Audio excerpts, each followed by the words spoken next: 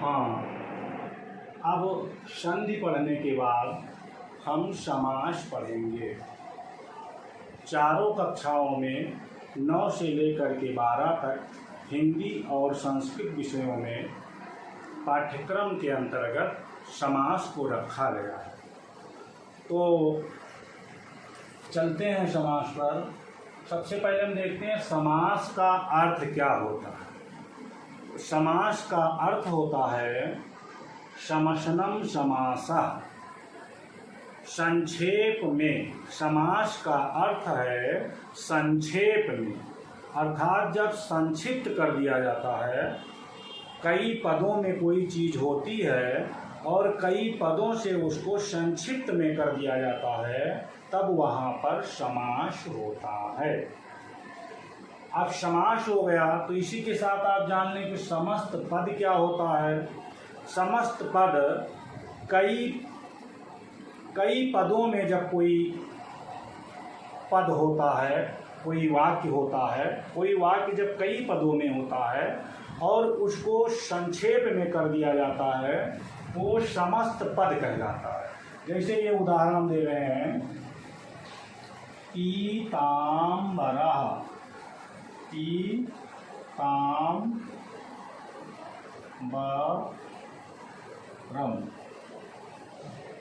पीताम्बरः, ये हो गया समस्त पद। ये समस्त पद है। पीतम अम्बरम यस्य सः, इस पद को संक्षिप्त में कर दिया गया है, अर्थात उसका समास कर दिया गया है। समास के नियम पूर्वक जब कई पदों को संक्षिप्त किया जाएगा तो वो समस्त पद बनेगा।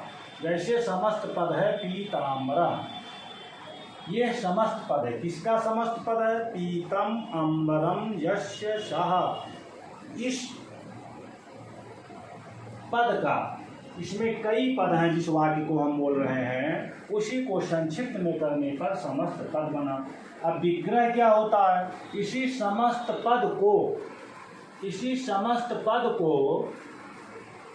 समास के नियम पूर्वक कई पदों में कर देना, पूरे अर्थ में कर देना ही विग्रह है। जैसे पीतम अम्बरम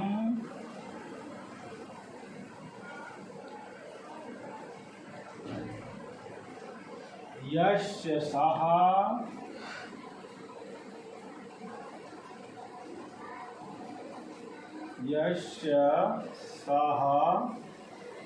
पीताम्बरः।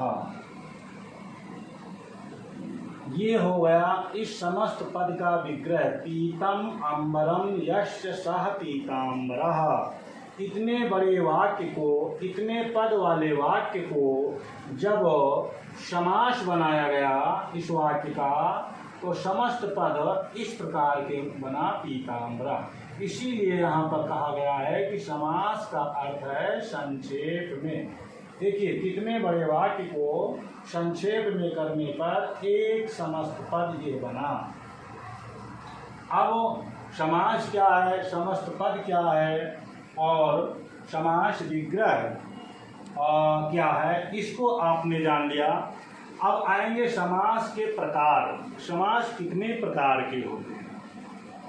समास के प्रकार हैं अव्ययी भाव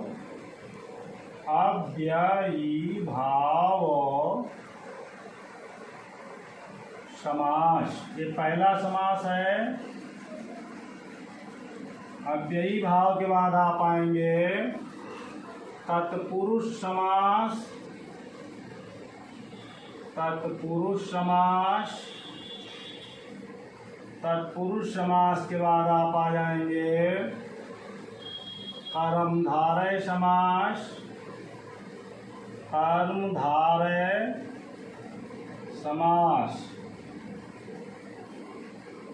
कर्मधारय समास के बाद आपका आ जाएगा द्वंद्व समास।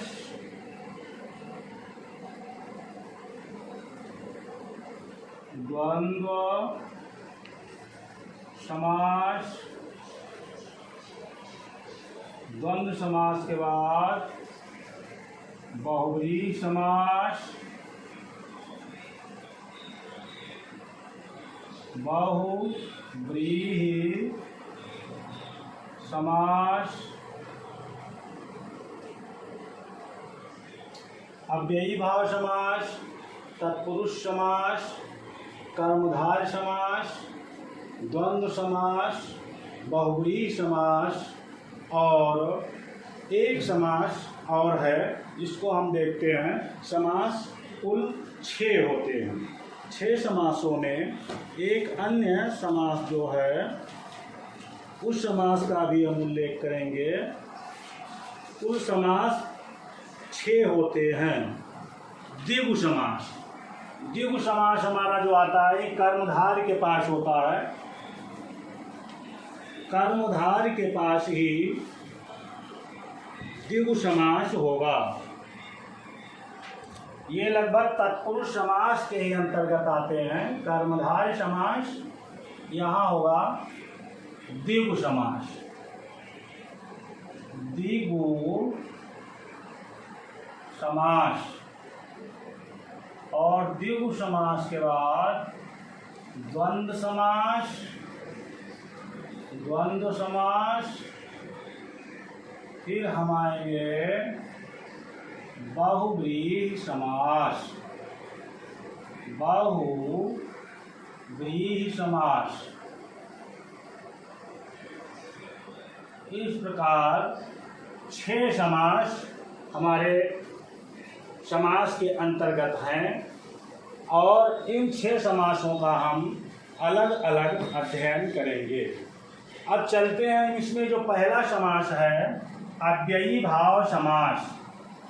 अव्ययी भाव समास, अव्ययी भाव समास, ये पहला समास है अव्ययी भाव समास। अव्ययी भाव समास किसे कहते हैं? जिस समास का पहले पद का अर्थ प्रधान हो और जिसका पहला पद अव्यय हो उसे अव्ययी भाव समास कहते हैं। इस समास अव्ययी भाव समास की परिभाषा क्या है? प्रथम पद का अर्थ प्रधान होगा। प्रथम पद का अर्थ प्रधान होगा, होता है। और दूसरा क्या है? दूसरा है प्रथम पद अव्यय होता है। प्रथम पद हमेशा अव्यय होता है। पूर्व पद, प्रथम पद है या पूर्व पद, तो प्रथम पद का अर्थ प्रधान होता है और प्रथम पद अव्यय होता है। पूर्व पद जो होता है और प्रथम पद, पूर्व पद भी इसको कह सकते हैं। पूर्व पद अर्थ, पूर्व पदस्य अर्थः प्रधान अव्ययी भावा। पूर्व पद कर लो, प्रथम पद और पूर्व एक ही, लेकिन पूर्व पद का ज़्यादा प्रयोग आता है। पूर्व पद, पूर्व पद जिसमें पूर्व पद के अर्थ की प्रधानता हो वो अव्ययी समास होता है। और पूर्व पद जो होता है, पहला पद, वो क्या होता है? अव्यय ही होता है। अब इसका उदाहरण हम देख रहे हैं। उदाहरण देखें।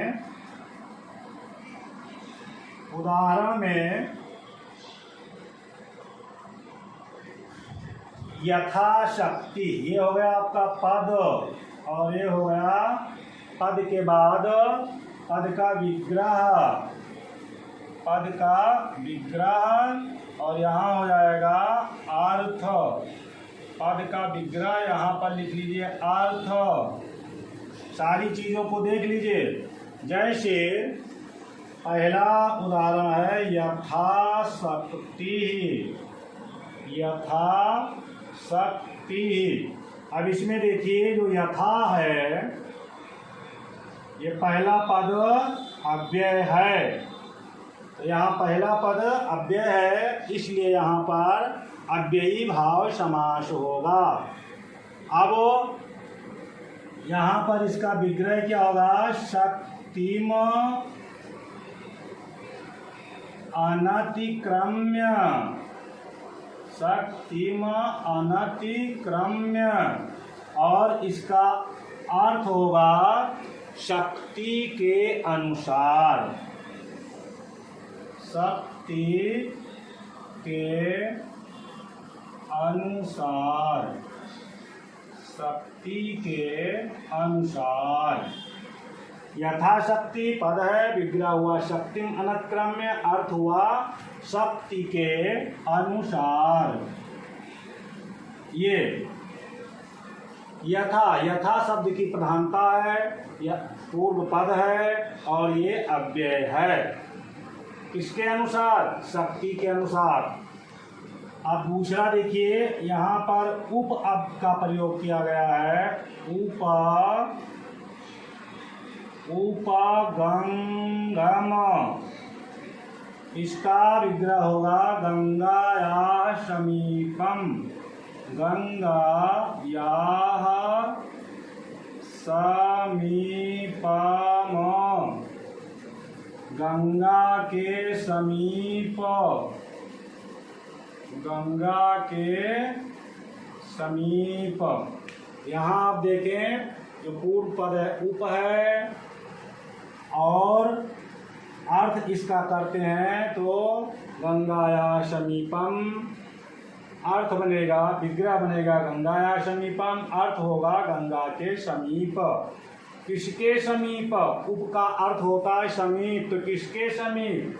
इसलिए गंगा के समीप, समीप शब्द की प्रधानता है, उप अर्थ की प्रधानता है, इसलिए यहाँ पर अव्ययी भाव प्रधान होगा। यथा हो गया, उप हो गया। अब आ जाइए प्रा से देख लीजिए, प्रत्येकम, प्रत्येकम का विग्रह कर लें, एकम,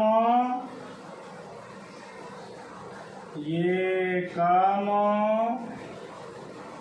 प्रति, एकम एकम प्रति, मतलब हर एक,